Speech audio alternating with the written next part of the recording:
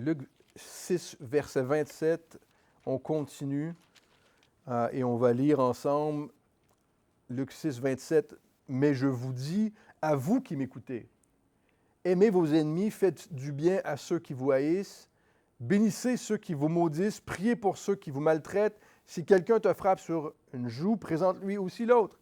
Si quelqu'un prend ton manteau, ne l'empêche pas de prendre encore ta tunique. Donne à quiconque te demande et ne réclame pas ton bien à celui qui s'en empare. Ce que vous voulez que les hommes fassent pour vous, faites-le de même pour eux. Si vous aimez ceux qui vous aiment, quel gré vous en saura-t-on? Les pécheurs aiment ceux qui les aiment. Si vous faites du bien à ceux qui font du bien, quel gré vous en saura-t-on? Les pécheurs aussi agissent de même, au verset 34. Et si vous prêtez à ceux de qui vous espérez recevoir, quel gré vous en saura-t-on? Les pécheurs aussi prêtent aux pécheurs afin de recevoir l'appareil. Mais aimez vos ennemis, faites du bien et prêtez sans rien espérer, et votre récompense sera grande, et vous serez fils du Très-Haut, car il est bon pour les ingrats et pour les méchants. Soyez donc miséricordieux comme votre Père est miséricordieux. Ne jugez point et vous ne serez point jugés. Ne condamnez point et vous ne serez point condamnés. Absolvez et vous serez absous. Donnez et il vous sera donné. On versera dans votre sein une bonne mesure serrée, secouée et qui déborde, car on vous mesurera avec la mesure dont vous vous serez servis. Prions, Seigneur. Merci parce que tes paroles, Seigneur, résonnent. Elles résonnent dans notre cœur, dans nos têtes. Elles nous parlent. Et c'est ce que ta parole fait. Merci, Esprit Saint, parce que tu rends vivant vraiment la parole de Dieu dans nos cœurs. Tu nous donnes d'être en communion avec Dieu. Et on te prie, Seigneur, déjà, que l'on puisse s'examiner nous-mêmes, mais aussi qu'on puisse examiner, Seigneur, ton désir, ton cœur au travers de ces choses. On ne veut pas juste... Évidemment, Seigneur, qu'on veut s'examiner, mais on n'est pas sous le poids de la condamnation. Au contraire, en Christ, nous n'avons plus de condamnation. Tu as pris ce poids-là. Et on te prie, Seigneur, de nous permettre, juste avec un cœur reconnaissant, avec un cœur, Seigneur, sincère, vouloir étudier ta parole et comprendre ce que tu veux nous dire aujourd'hui. Au nom de Jésus. Amen. Jésus parle à ses disciples, on l'a vu, hein, il était avec les disciples, il est descendu, il s'est tourné vers eux, il leur parle, et il nous parle à nous, hein, nous sommes ses disciples, et il nous parle de la différence, encore une fois, entre le royaume de Dieu et le monde dans lequel nous vivons. Le royaume de Dieu, en prenant compte que, hein, il se tourne vers ses disciples, en prenant compte que l'on désire, on veut vivre pour les choses de Dieu. Parfois, on est tiraillé par le monde, on oublie, hein, on est préoccupé par la chose du monde, notre cœur et les choses du monde nous attirent aussi, mais on ne veut pas vivre pour les choses de ce monde. Et il nous dit que nous allons, hein, au travers de cela, nous parlons du royaume de Dieu, le royaume de Dieu sera à vous, est à vous, hein, si vous le cherchez, Dieu dit, on a terminé, Jésus nous a dit que nous allons avoir de l'adversité. Si nous mettons notre foi en Jésus, nous allons avoir de l'adversité. C'est incontournable. Et il nous encourage, hein, on l'a dit dans notre dernière étude, à ne pas craindre l'adversité. En fait, à ne pas s'en soucier tant que ça. Il dit, si tous les hommes vous disent du bien de vous, là, vous devez vous soucier de quelque chose. Si tout le monde dit du bien de vous, c'est que peut-être vous avez fait des compromis. Peut-être que vous vivez comme le monde. Mais et le but, ce n'est pas de chercher l'adversité. Elle va venir. Pourquoi? Parce que le monde rejette Jésus. Et Jésus a dit, si le monde me rejette, il va vous rejeter aussi. S'ils gardent ma parole, ils garderont la vôtre. Mais il dit, ne vous souciez pas tant de l'adversité, hein, de ce qu'on pense de vous, de ce que les hommes pensent de vous. Au contraire. Et il veut qu'on ait un cœur sincère et évidemment, il nous donne cette mission. Et c'est la même mission, hein, derrière du royaume de Dieu, de rejoindre les hommes et les femmes autour de nous. Il va nous parler de notre attitude ici face à l'adversité. Et quelle attitude on a face à l'adversité pour rejoindre les gens autour de nous. Hein?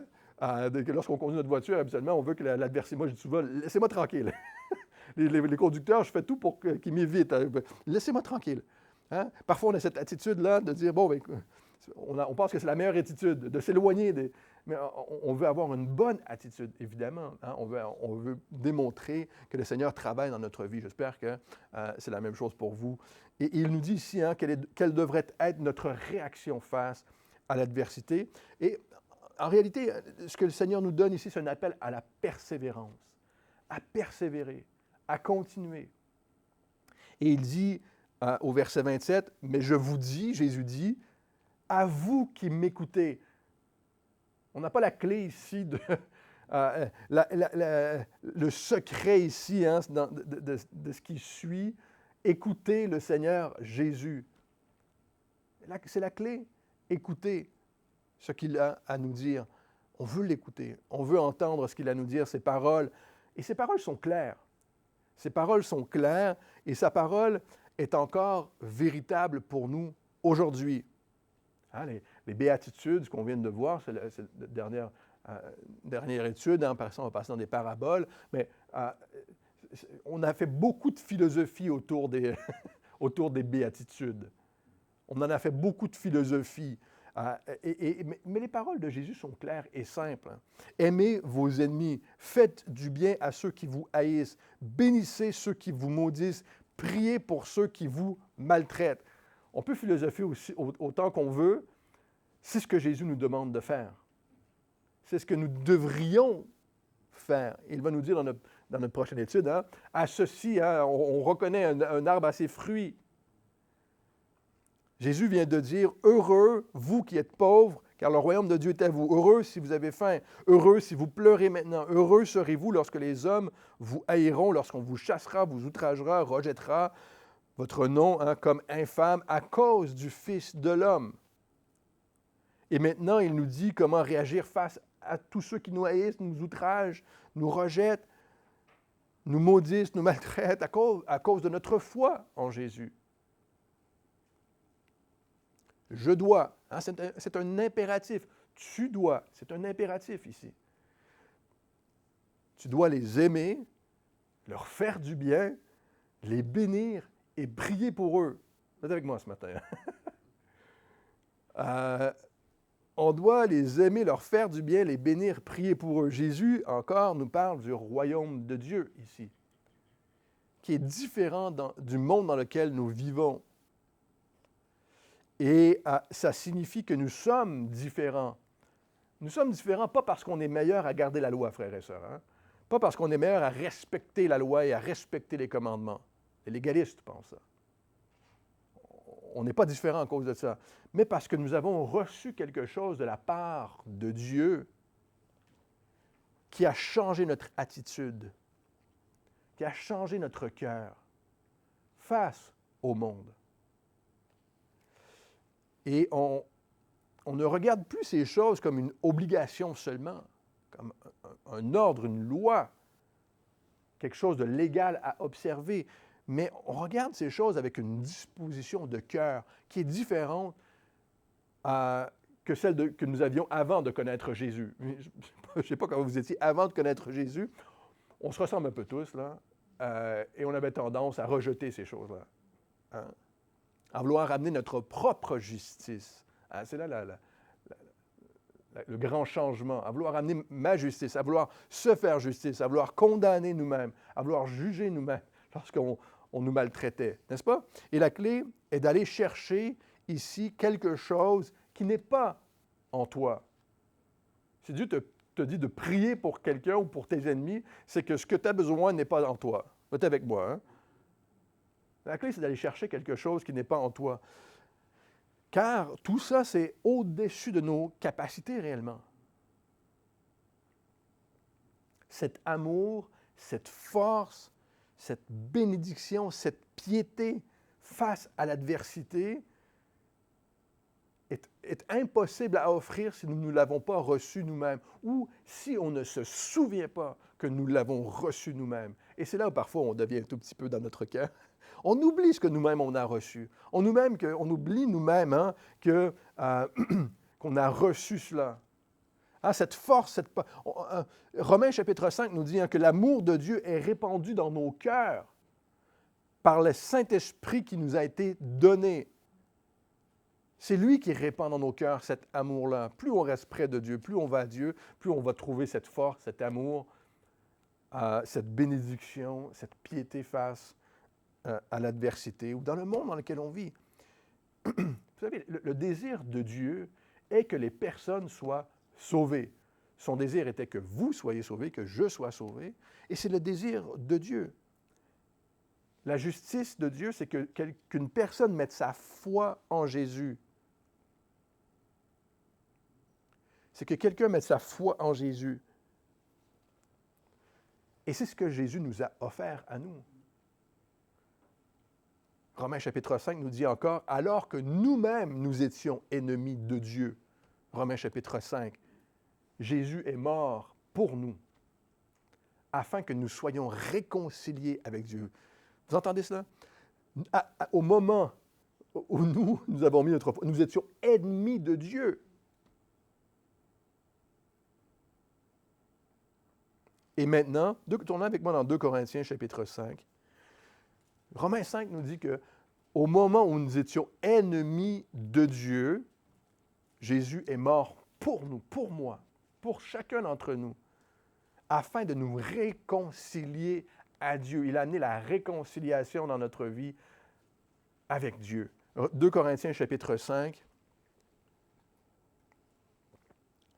au verset 18, nous dit ceci, « Et maintenant, Dieu qui nous a réconciliés avec lui par Christ et qui nous a aussi donné le ministère de la réconciliation. » Quel est le désir de Dieu? C'est que les hommes soient sauvés, que les femmes soient sauvées autour de nous. Parce que nous, on a le même désir de réconcilier les gens avec Dieu, que les gens soient réconciliés. Ce n'est pas nous qui le faisons, hein, mais qu'ils soient réconciliés avec Dieu. Car Dieu, au verset 19, 2 Corinthiens chapitre 5, « Car Dieu était en Christ, réconciliant le monde avec lui-même, en n'imputant point aux hommes leurs offenses. Et il a mis en nous la parole de réconciliation. Nous faisons donc les fonctions d'ambassadeurs pour Christ, comme si Dieu exhortait par nous, et nous vous en supplions, hein, au nom de Christ, soyez réconciliés avec Dieu. » Quand la dernière fois que vous êtes mis devant quelqu'un qui ne connaissait pas le Seigneur, vous avez dit, je t'en supplie, sois réconcilié avec Dieu.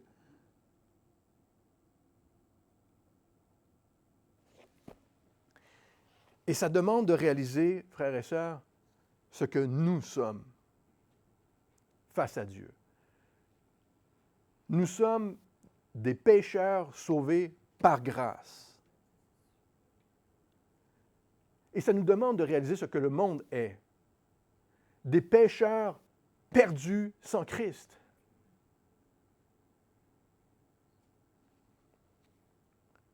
Mais nous sommes des pécheurs sauvés par grâce.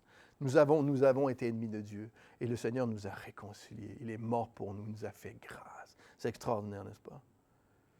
Lorsqu'on a mis notre foi en Jésus, nous avons été réconciliés avec Dieu et Dieu souhaite que le monde soit réconcilié avec lui. N'en doutons jamais. Qu'on accepte Dieu ou non, c'est notre choix. C'est le choix du monde, mais c'est le désir de Dieu. Si quelqu'un te frappe sur une joue, présente-lui aussi l'autre. Si quelqu'un prend ton manteau, ne l'empêche pas de prendre encore ta tunique. Donne à quiconque te demande et ne réclame pas ton bien à celui qui s'en empare. Jésus n'est pas en train d'encourager le vol. Hein, on le sait, c'est clair. Et ça ne veut pas dire de se laisser frapper sur la joue à chaque fois que quelqu'un en a envie. C'est pas ce que Jésus est en train de dire. C'est criminel de voler ou d'être violent. Habituellement, on appelle la police pour ces choses. Et c'est ce qu'on doit faire. La loi, elle est claire. La loi, vous savez, elle vient de Dieu. La loi, elle est claire. Tu ne voleras pas. La loi condamne le vol et la violence physique. La loi, elle est bonne. Et en fait, la loi condamne aussi, vous savez, quelqu'un qui veut appliquer sa propre justice. On n'a pas le droit de se faire justice personnellement. Tu dois appeler la police s'il y a un vol et tu dois faire appel à la justice, qui est bonne, qui est une bonne chose. Mes enfants apprennent ça. Mes enfants apprennent ça. Hein? Si tu crois que ton frère ou ta sœur t'a fait quelque chose de mal, tu viens voir papa. Et moi, je vais m'en occuper. N'est-ce pas? C'est vrai. Ils ne peuvent pas se faire justice eux-mêmes. Mais on apprend ça, on le sait. La loi, elle est bonne. Mais ça implique encore et premièrement une disposition de cœur. Ce que Jésus est en train de nous dire. C'est désirer le meilleur pour quelqu'un qui agit de cette manière. Même envers toi-même. Et c'est là où c'est difficile parfois. C'est de désirer le salut d'une personne par-dessus tout. Peu importe ce que cette personne a fait, c'est de désirer son salut par-dessus tout. Et Jésus va dire au verset 31, Luc chapitre 6, « Ce que vous voulez que les hommes fassent pour vous, faites-le de même pour eux. » Ce que vous voulez que les hommes fassent pour vous, faites-le de même pour eux. Qu'est-ce que vous voulez que les autres fassent pour vous? Vous allez me sortir une liste longue comme le bras. Vous savez, la réponse va dépendre de là où se trouve votre cœur. Et Jésus nous aide à comprendre ce que nous pouvons désirer de mieux. Au verset 36, on va terminer avec ça dans un instant, mais il dit « Soyez donc comme votre Père céleste. » Soyez comme votre Père. Il nous dit ce que nous pouvons désirer de meilleur. Soyez comme votre Père. On veut être comme Dieu, comme le Seigneur Jésus. Hein? L'exemple qu'il nous donne, lui, il a des désirs parfaits. Matthieu chapitre 6 nous dit « Cherchez premièrement le royaume et la justice de Dieu. » Pas notre propre justice, pas à se faire justice, à nous venger, à nous fâcher. Cherchez premièrement le royaume et la justice de Dieu. Au temps de Jésus, il y avait cette règle d'or, hein, qu'on appelait une règle d'or, qui était à la négation, qui dit « Ce que tu ne veux pas que les autres te fassent, ne le fais pas aux autres. » Hein, c'est à la négation. Ce que tu ne veux pas que les autres te fassent, ne le fais pas aux autres, n'est-ce pas? Et franchement, on vit encore un peu de cette manière-là aujourd'hui. Tu penses hein, que tu fais de mal à personne. Pourquoi? Parce que je n'ai rien fait à l'autre que je ne voudrais pas qu'on me fasse. Tu ne veux pas que les autres te maudissent, ne les maudis pas. Tu ne veux pas que les autres médisent à ton sujet, ne médis pas à leur sujet. Et on réfléchit de cette manière. Parfois encore, aujourd'hui, nous-mêmes, à la négation. Mais vous savez, cette façon de penser est passive. Elle ne fait rien. Ne le fais pas, c'est tout. On va voir encore une fois le jeune homme riche dans Luc chapitre 18 réfléchissait de cette manière, à la négation.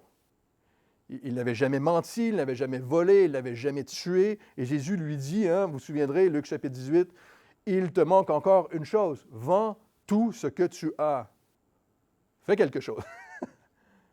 Puis viens et suis-moi. Ce qui est le plus important, suis-moi. Évidemment, il était triste parce qu'il était attaché à ses richesses, et on va y revenir. Mais Jésus applique cette règle ici à l'affirmative. Et il la rend active. Fais ceci. Aime tes ennemis. Ah, c'est pour vrai alors. C'est pas juste philosophique. Aime tes ennemis. Désire le mieux pour les personnes autour de toi. Et c'est difficile pour les gens de réfléchir à l'affirmative, surtout lorsqu'on a ce sentiment de n'avoir besoin de rien, hein, ça c'est la société dans laquelle on vit, ou qu'on est une bonne personne, qu'on n'a rien fait de mal. Ce que l'on entend continuellement, hein, ça vient de la religion, ça, j'ai rien fait de mal. Ah, Jésus nous dit que ce n'est pas comme ça qu'un enfant de Dieu réfléchit. Ce n'est pas comme ça que Dieu réfléchit lui-même. Au verset 32, « Si vous aimez ceux qui vous aiment, quel gré vous en sera-t-on? Les pécheurs aussi aiment ceux qui les aiment. Si vous faites du bien à ceux qui vous font du bien, quel gré vous en sera-t-on? Les pécheurs aussi agissent de même. Et si vous prêtez à ceux de qui vous espérez recevoir, quel gré vous en sera-t-on? Les pécheurs aussi prête aux pécheurs afin de recevoir l'appareil. Le mot grec ici, gré, hein, en français, hein, quel gré vous en saura-t-on? Le mot grec gré, c'est aux trois endroits qu'on peut traduire, qui signifie être bon. Hein, qu'en tirerez-vous de bon? Mais c'est le mot charis en grec qui est le mot grâce, littéralement. De quelle grâce vous en saura-t-on? Hein? On devrait lire, si vous aimez ceux qui vous aiment, quelle grâce vous en saura-t-on? Quelle grâce y a-t-il dans ta vie si tu aimes parce que tu es aimé? Si tu donnes seulement pour recevoir.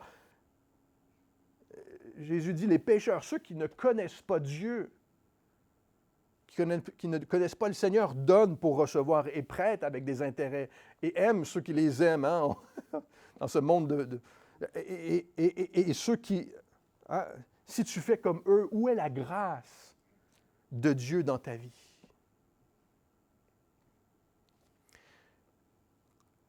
La parole de Dieu nous dit, Éphésiens chapitre 2, je vous le lis, écoutez ceci, car c'est par la grâce que vous êtes sauvés, par le moyen de la foi. Et cela ne vient pas de vous, c'est le don de Dieu. Ce n'est point par les œuvres, afin que personne ne se glorifie, car nous sommes son ouvrage, ayant été créés en Jésus-Christ pour de bonnes œuvres, que Dieu a préparées d'avance, afin que nous les pratiquions. C'est par grâce que nous sommes sauvés, non par les œuvres. Frères et sœurs, ça ne pourrait pas être plus clair que ça ici. Mais Dieu n'a pas aimé ceux qui l'aimaient. Il n'a pas donné à ceux qui lui avaient donné. Jésus n'est pas mort pour ceux qui sont morts pour lui. L'amour de Dieu vient de sa grâce. C'est un cadeau. En plus, c'est gratuit, complètement gratuit. Mais c'est immérité. Il n'y a rien que l'on puisse faire pour le mériter. Et on ne peut pas avoir ce sentiment d'avoir mérité quelque chose. Jésus est mort à la croix pour nos péchés par amour. Et il veut nous offrir sa grâce. Jésus encore le répète ici. Mais aimez vos ennemis, faites du bien et prêtez sans rien espérer. Et votre récompense, sera grande. Votre récompense sera grande et vous serez fils ou littéralement les enfants de Dieu. Les enfants du Très-Haut. Et là, c'est intéressant. Car il est bon pour les ingrats et pour les méchants. Soyez donc miséricordieux comme votre Père est miséricordieux. Encore une fois, le Seigneur met quelque chose devant nous, une espérance future. Il nous dit que notre récompense sera grande. La récompense que l'on va recevoir, premièrement, est plus grande que peu importe ce que l'on pourrait espérer sur cette terre. À faire ce que le Seigneur nous demande, notre récompense sera plus grande que peu importe ce que nous pouvons espérer, peu importe ce en quoi on peut mettre notre espoir sur cette terre. Et c'est bon de savoir qu'un jour, dans le royaume de Dieu, nos efforts seront récompensés. C'est bien de réfléchir de cette manière. Le Seigneur va nous récompenser pour nos efforts. Aime, fais du bien, ne sois pas égoïste. Hein, c'est là où le Seigneur nous appelle non seulement à partager, à être généreux. Démontre la grâce, très simplement, démontre la grâce que toi-même tu as reçue. Tu seras récompensé. Vous serez enfants du Très-Haut. C'est encore bon de se rappeler que nous ne sommes que de passage aussi sur cette terre et que bientôt nous serons dans le royaume de notre Père céleste. C'est bon aussi de se rappeler que nous voulons refléter maintenant cette réalité. On peut refléter la grâce de Dieu dans notre vie maintenant. Refléter le fait que nous sommes des enfants de Dieu. En démontrant la grâce de Dieu, en démontrant tout ce que nous avons reçu. Vous le savez, on l'a déjà dit, la grâce, c'est de recevoir ce que l'on ne mérite pas. La loi, c'est de recevoir ce que tu mérites. Et il dit d'être miséricordieux aussi. La miséricorde, c'est de ne pas recevoir ce que l'on mérite. Et Jésus n'est pas en train de dire que ceux qui volent, ceux qui sont adversaires, qui sont violents contre le royaume de Dieu, contre le Seigneur, il n'est pas en train de dire que ce qu'ils font, c'est bien. Mais il nous dit à nous d'être miséricordieux, de ne pas donner ce que les gens méritent.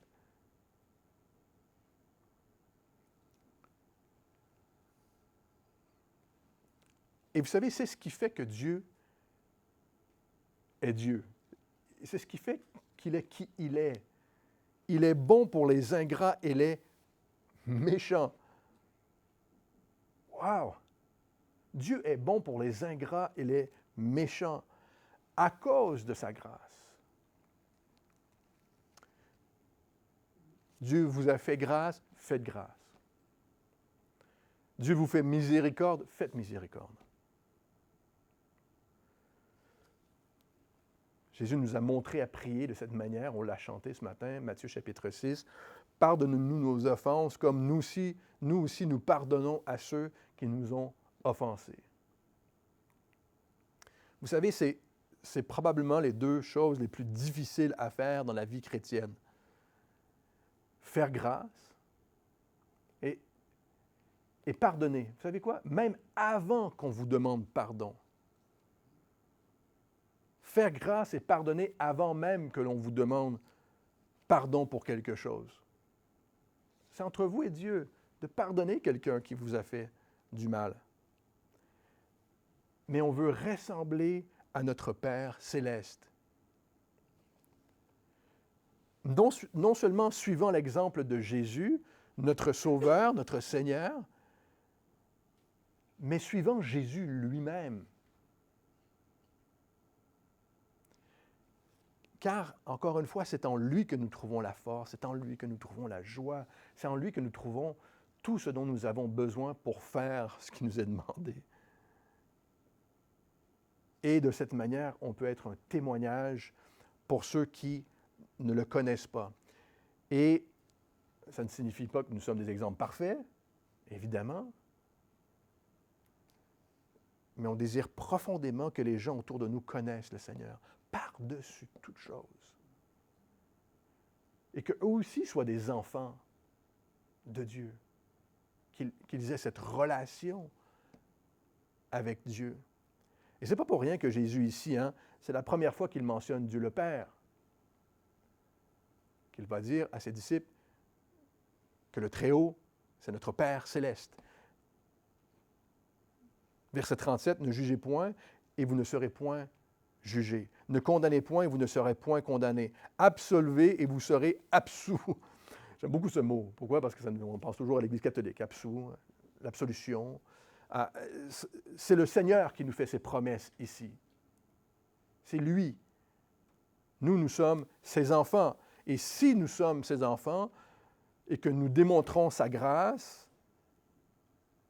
on n'a pas besoin de se faire justice nous-mêmes. Et on n'a pas besoin de juger les autres. Et lorsqu'on réalise ou on ne réalise pas la grâce de Dieu dans notre propre vie, ça crée du jugement.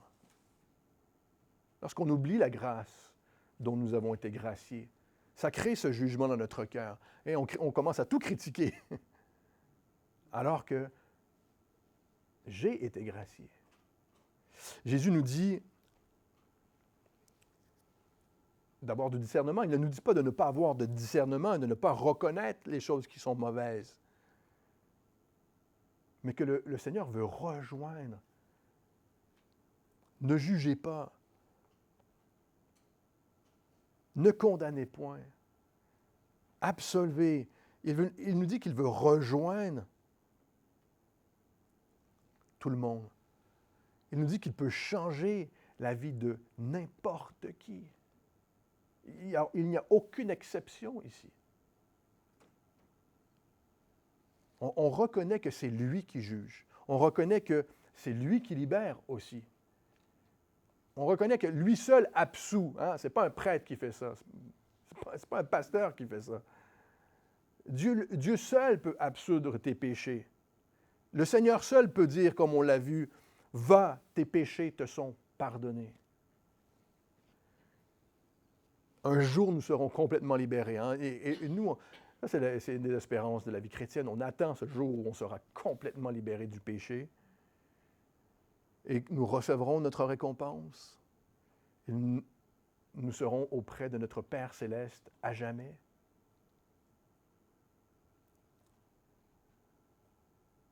Nous, vous et moi, on prend pour acquis peut-être parfois, on connaît cette prière par cœur. Hein?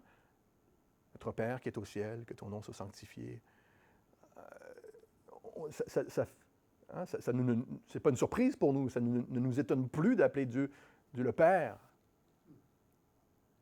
De comprendre que c'est son royaume. On prie Dieu le Père, on prie Dieu le Fils, le Saint-Esprit. Et vous savez, nous savons que Dieu le Père nous aime.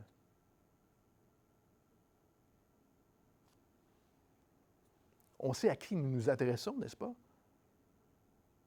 Imaginez pour des Juifs qui entendent cela pour la première fois. C'est absolument renversant. Désirez être comme votre Père céleste. Jéhovah, Yahweh, est notre Père et nous sommes ses enfants. On peut imaginer comment les disciples à ce moment-là ont dû être renversés. Et que nous sommes les enfants du Très-Haut. Et il nous a fait grâce. Et il désire que nous reflétions sa grâce aussi dans le monde dans lequel nous vivons. Frères et sœurs, nous ne méritons pas ça. Le monde ne mérite pas ça. Mais pourtant, c'est qui il est, notre Père. Il est bon. Et il désire cela pour le monde. Et on termine avec ceci au verset 38. « Donnez et il vous sera donné. On versera dans votre sein une bonne mesure, serrée, secouée et qui déborde. Car on vous mesurera avec la mesure dont vous vous serez servi. » Lorsqu'on achetait du grain à l'époque, à cette époque, on allait avec son sac. On a essayé de remettre ça dans les supermarchés. Ça n'a pas fonctionné. Là. Il y en avait partout. Je ne sais pas si vous vous souvenez. Avec nos pots, on faisait... Mais à l'époque, c'était que comme ça qu'on fonctionnait. Donc, on arrivait avec notre poche de grains. Et lorsque le marchand avait rempli le sac, évidemment, qu'est-ce qu'on faisait? On le secouait. On voulait que les grains soient tassés pour pouvoir en mettre plus. Et lorsque le sac était plein, on pressait dessus pour être sûr qu'on puisse en mettre encore. J'espère que c'est ce que vous désirez avec Dieu. Et on versait du grain jusqu'à ce que le grain déborde. Une des choses que ça faisait, c'est que ça rendait le sac plus solide. Un sac à moitié plein, c'est difficile à traîner. C'est difficile à se balader avec ça. Mais on voulait que le sac soit évidemment plein. Ça le rendait solide, mais facile à transporter, mais parce qu'on en voulait pour notre argent, évidemment. Mais c'est comme ça qu'on réfléchissait. On voulait que notre sac soit plein. Et Jésus applique cette image ici à ce qu'il nous dit. Si tu démontres la grâce, si tu donnes, si tu ne juges pas, tu ne condamnes pas, et que tu verses afin que ça déborde, toi-même fais ça. On vous mesurera avec la mesure dont vous vous serez servi. Et c'est là où on comprend encore mieux ce que Jésus vient de nous dire. Ce que vous voulez que les hommes fassent pour vous, faites-le de même pour eux. Agissons avec grâce. C'est ce que vous désirez pour vous-même. Que Dieu agisse avec grâce envers vous, n'est-ce pas? Que les gens agissent avec grâce envers vous. Et vous savez, la beauté de ce que le Seigneur nous dit ici, c'est que l'on ne peut pas surpasser la grâce de Dieu. C'est impossible. Lorsqu'on va puiser au trône de la grâce, sa grâce est inépuisable. Son amour, sa force sont sans fin. Et on prie que ça puisse déborder de notre vie. La parole nous dit, si nous manquons de quoi que ce soit, allons à Dieu et demandons. Et il nous donnera. Si on manque de grâce, si on manque de foi, si on manque de quoi que ce soit, de force, on va à Dieu, on lui demande, et c'est lui qui nous remplit. Et de cette manière-là, on peut redonner, n'est-ce pas? Prions. Merci Seigneur, parce que ta parole nous encourage. Elle nous met au défi aussi parfois, Seigneur. On te prie de nous aider à ce que l'on doit, Seigneur, réajuster dans nos vies, que l'on puisse le réajuster, pour être en ligne avec toi, avec ta grâce, pas avec ma façon de penser, ma justice, mais toi, et toi seul. Au nom de Jésus. Amen.